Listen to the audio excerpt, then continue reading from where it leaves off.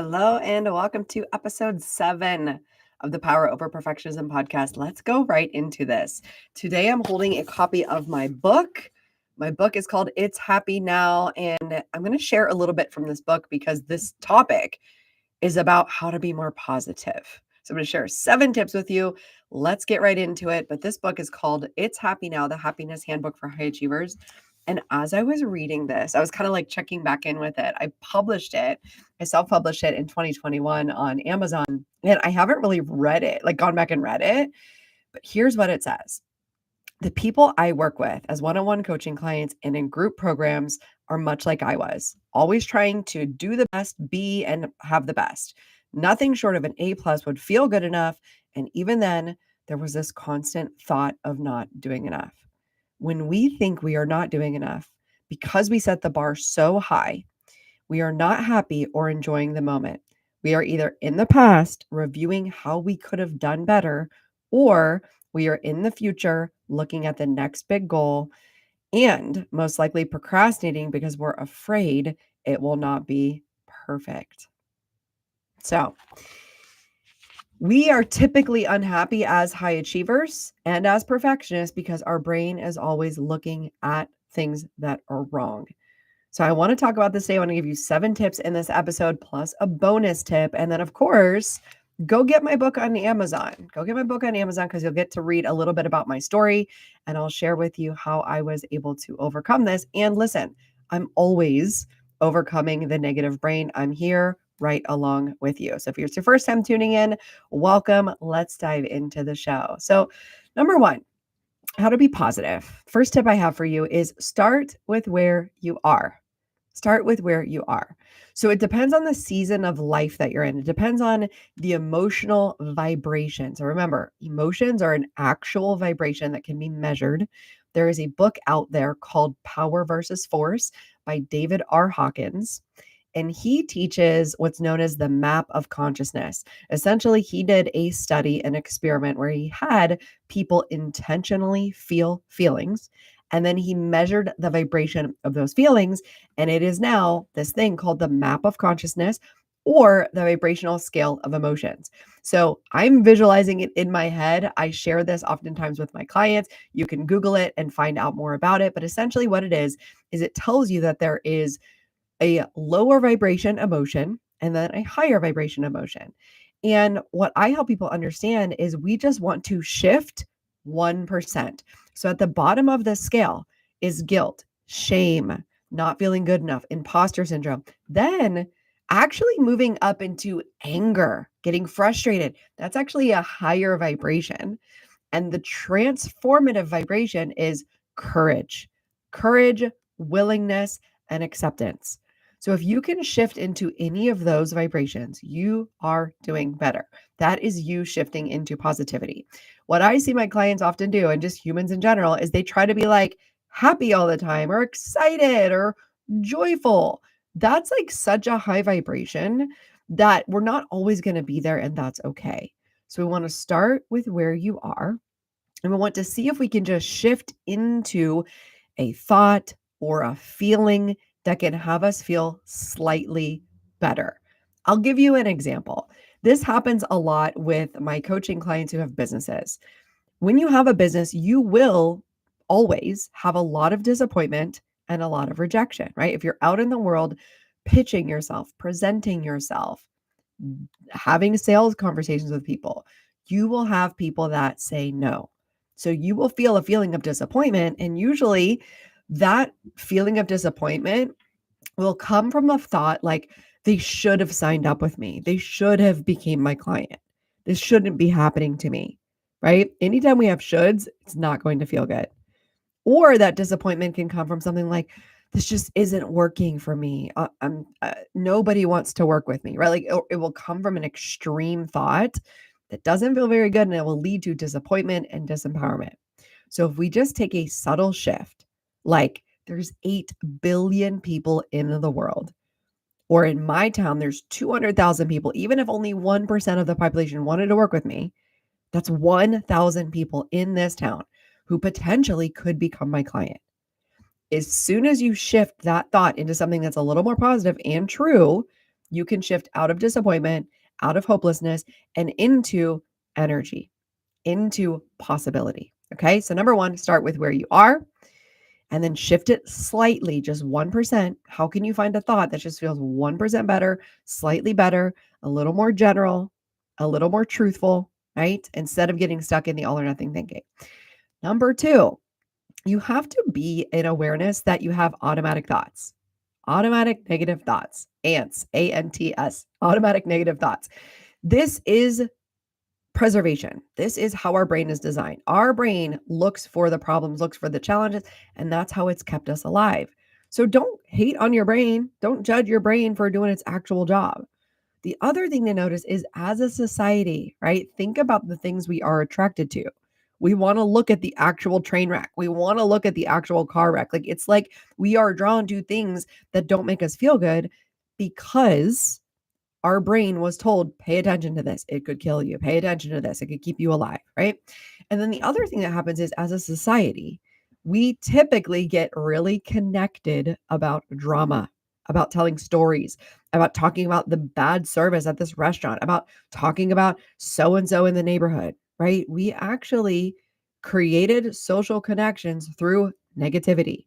So I want you to just notice you're not unique. Like you're not uniquely negative. You were brought up with a brain that is inherently negative, and then you were brought up in a society that is inherently negative. Like we want to point out the things that are bad, like it fires us up. It kind of gets it grinds our gears, right? So like that is just part of what our society is.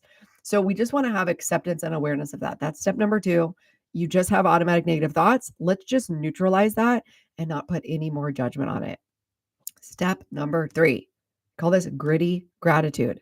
So I think everybody knows and understands like when you have gratitude, when you can shift into something amazing, like I have clean drinking water, it can shift you out of this low vibration, this negative story into something that feels better. However, I call this gritty gratitude because if you're feeling very grouchy right now, it can feel very challenging to find something that you have to be grateful for.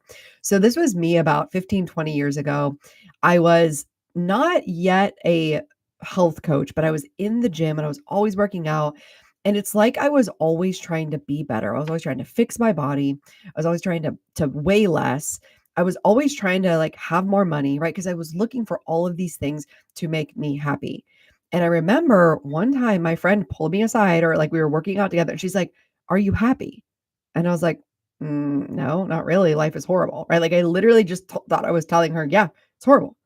And I want you to understand that glass half full and glass half empty is just a perspective, right? You can sit here at the gym, getting in shape, having a workout partner, feeling strong, and decide, yeah, life's horrible. Or you can go to the gym, work out, be so grateful that you have a healthy body that you can move your bones. You've got strong bones. You've got a friend that'll work out with you. You have the money for a gym membership. You have the ability to go work out, right? You were born with arms and legs, whatever it is, you can take that same story and flip it. So for me, what I started doing when I realized I'm so negative every time I don't have anything positive to say, every time my friend and I would meet up to work out, we would each have to say one thing we were grateful for. And it could be so simple. I'm grateful that it's sunny out today. I'm grateful that my shoes are comfortable. I'm grateful that I like this water bottle. But I started doing one thing each time. And then we started to up it to three things. So I really like allowing yourself to find one thing that you can really be grateful for. And in my darkest hour, it's always my dog, right? Or my cat. So, or the sunshine. So find something that you can feel a positive emotion about no matter what is going on in your life.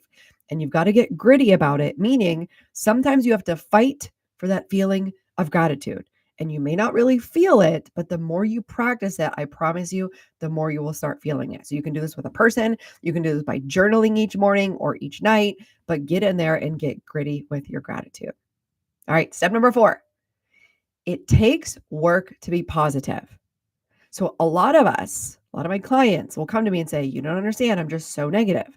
I've been to therapy for so many years and my therapist says I'm negative." I'm like, first of all, your therapist should not be telling you that you're negative. Your therapist should be saying, yes, you are a human being with a brain that has negative thoughts. Okay.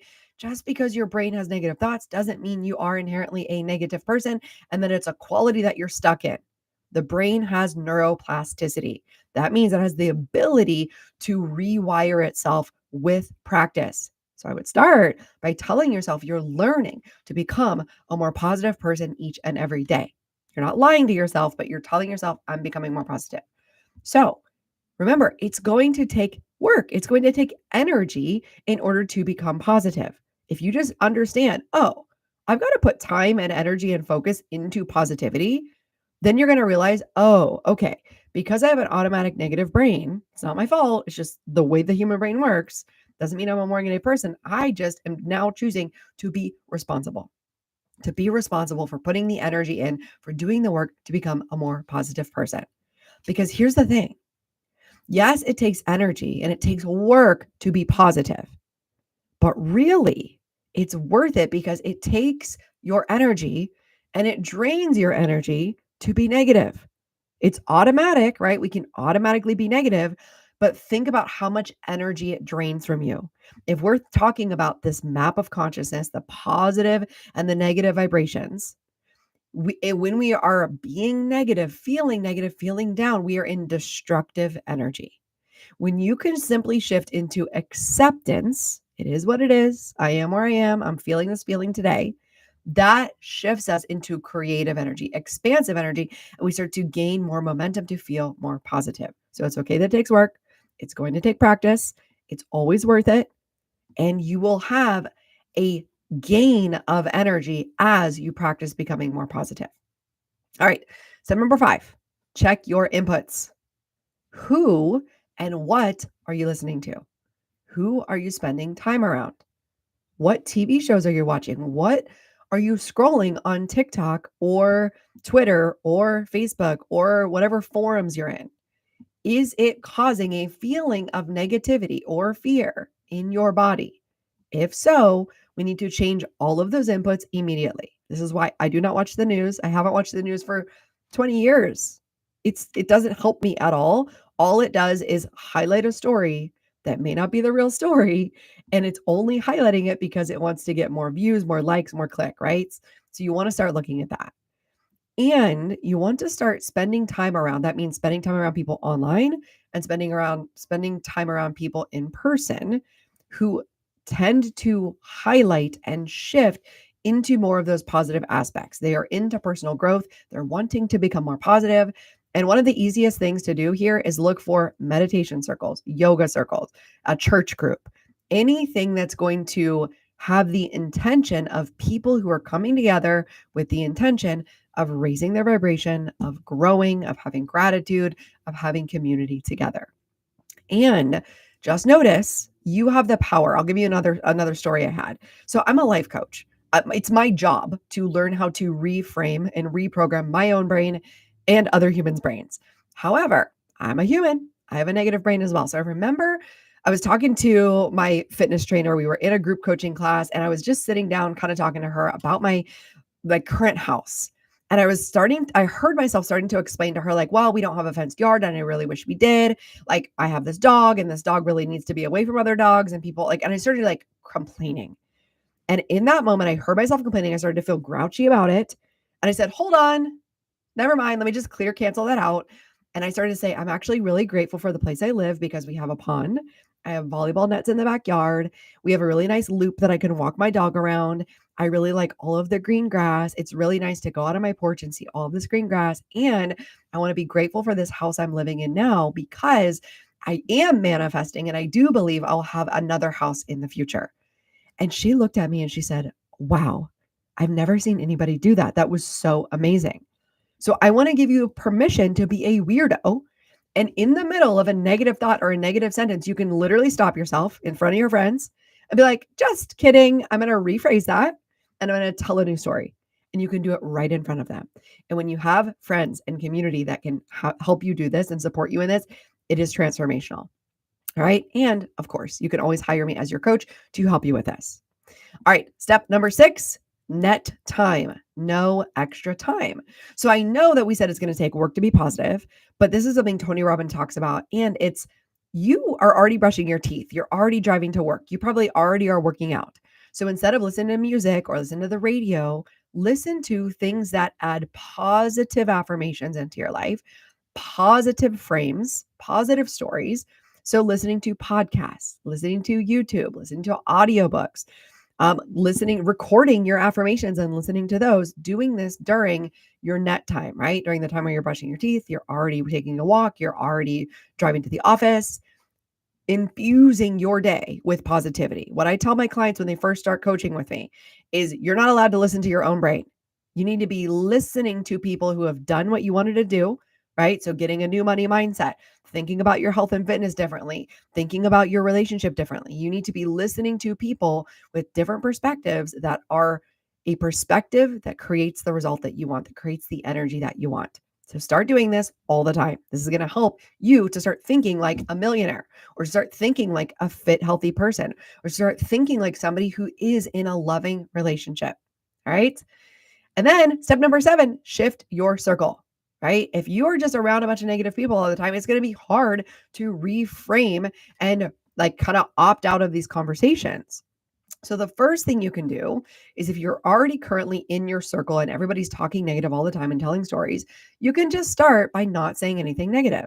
So if I'm around people who want to gossip, who want to say something about people, the way I'll engage, like if they're like, "Oh, did you hear so and so?" I'll just say, "Oh, that's interesting." And I won't give them anything else. I won't give them any fuel to the fire. Or I might say something like, "Yeah, everybody, I guess, has their way of doing things." And I'll just say something very neutral. I just will not get involved in the gossip and in the story. Now, of course, sometimes I do. And if I do, and if I went down that rabbit hole of gossiping or talking negatively, I'll just forgive myself later. But in general, I try to hold a neutral space for those conversations. And then I just don't hang out with those people over time. Okay. And you can just start by not saying anything negative.